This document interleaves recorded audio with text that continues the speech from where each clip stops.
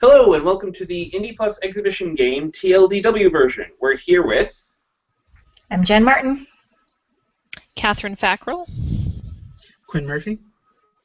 And I'm Brendan Conway.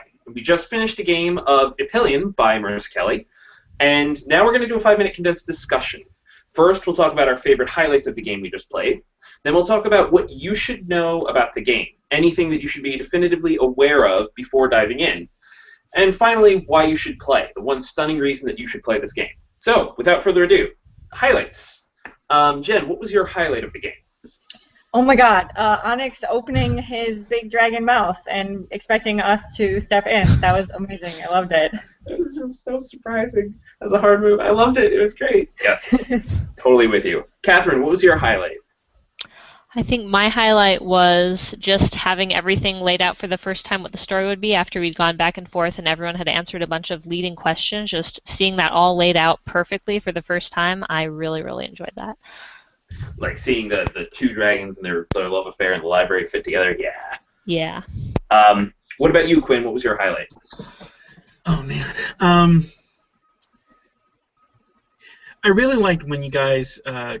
I just like the whole Onyx scene where you just were convincing it to do things, and that whole thing just was encapsulated a lot of the cool stuff in the game.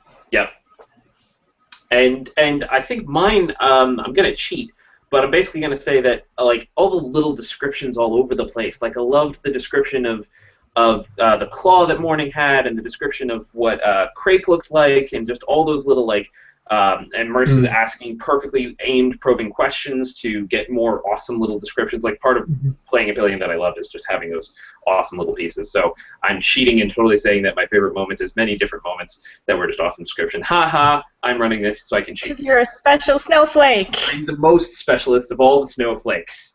All right, so what should you know? This is us talking about what somebody should know before they pick up the game. Like if we were talking to a friend, what you would tell them, just be aware of this. So I'll start. What you should know before you picked up Epillion is you should just be aware of the tone.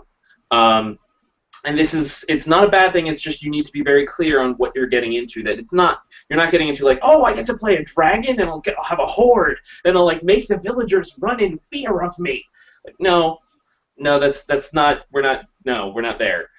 It's very sort of young adult. It's got that Lord of the Rings epic element as where sort of the My Little Pony friendship element, and so just be aware that it might have this like lighter tone than you might necessarily be expecting when you get into it. So pay close attention to sort of what the real tone of the game is and how it's more about it's more positive or maybe more lighthearted at points, and it can get pretty dark. But don't expect it to be dark all the time. Don't go in with that like in mind. What about you, Quinn? What would you tell somebody that they should know before they get it?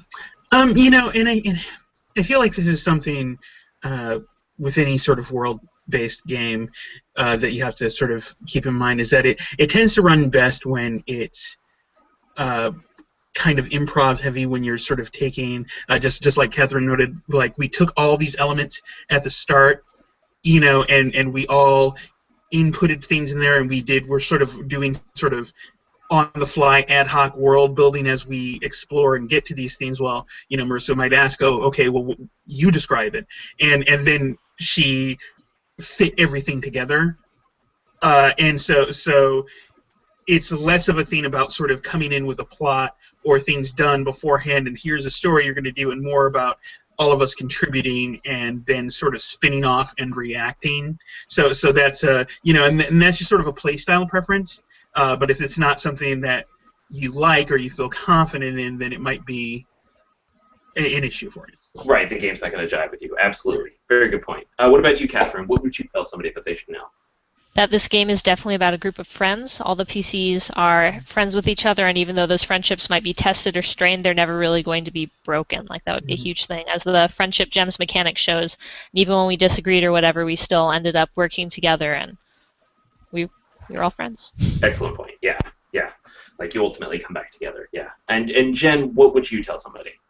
I would tell them that even though there is like a set sort of history and a really good amount of world that's already built, there's still a lot of world that you create at the start of the game. So don't fall into the trap of thinking, oh, well, that's all set. We could just, the game hinges on you very much customizing it at the beginning, as we did. So.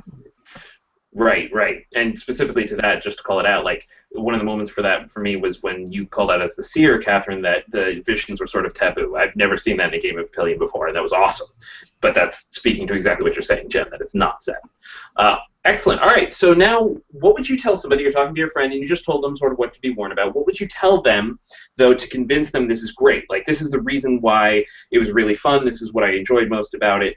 The stunning reason that stands out to you to play a Pillion. I'll start with Catherine. What would you say to somebody?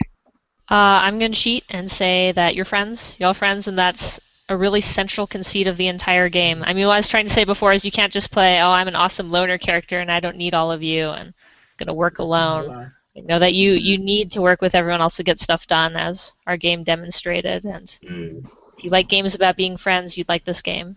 So. Very nice. Very good point. So play it. Quinn, what would you tell someone? It's just a really. It felt.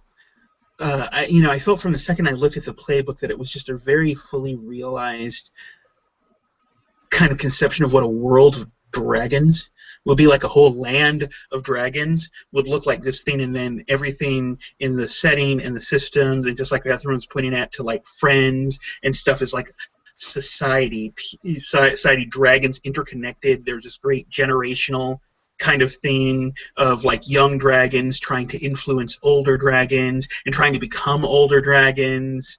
And clutches and friends trying to do great things together. That more than any of the other stuff that there's this interconnectedness and sort of social end of it makes it feel real in a way that you might not expect a game that's just about that, with like really no humans in it at all and just dragons. It helps you bind to it in a really special way, I think. Nice. That's awesome. Yeah. What about you, Jen? What would you tell someone? I really love the friendship gem mechanic.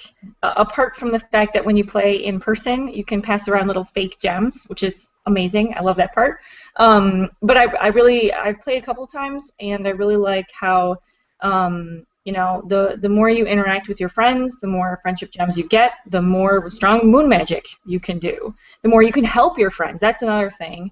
Is embodying these things that your friends like to see in other people enables you to help them easier later. So I think that mechanic just fits really well together. Absolutely. And the big thing I would probably call out, beyond wanting to reemphasize a lot of what you were saying, a lot of what all of you said, I would actually say that Marissa's put a lot of work into this game and making it one of the friendliest versions of the Powered by the Apocalypse system that I've seen. Like, it only has the 3 stats, and it's relatively not overwhelming comparative to some of the other games that I've seen in terms of the starting moves and in terms of the choices you have to make. It's clear. She worked very hard on the language to make sure that it would be clear. And so there's a lot here where it's easy to jump into. It doesn't require massive tectonic shifts in thinking. It doesn't require grokking of complex mechanics, but it's not suffering for any of that absence. It in fact excels. And so this would be like a great game to bring in a kid who's never played even maybe any RPG at all before, and it's easy, and it gets you into it very quickly without difficulty, and you still tell great stories and have fun. All right, and that's it. So the game was a Pillion by Marissa Kelly. It is currently on Kickstarter, and you can find out more about that at magpiegames.com/apillion. If you liked this video, you can find more TLDWs, more exhibition games from Indie Plus. We do stuff like this all the time. Just go ahead and subscribe by clicking the button in that corner. And I got it right again because I'm learning. So please, if you like this, just go ahead and click subscribe. Thank you very much, Jen. Thank you, Catherine. Thank you, Quinn, for playing and for doing this TLDW video. Have a good night, everybody. Night. Thank you.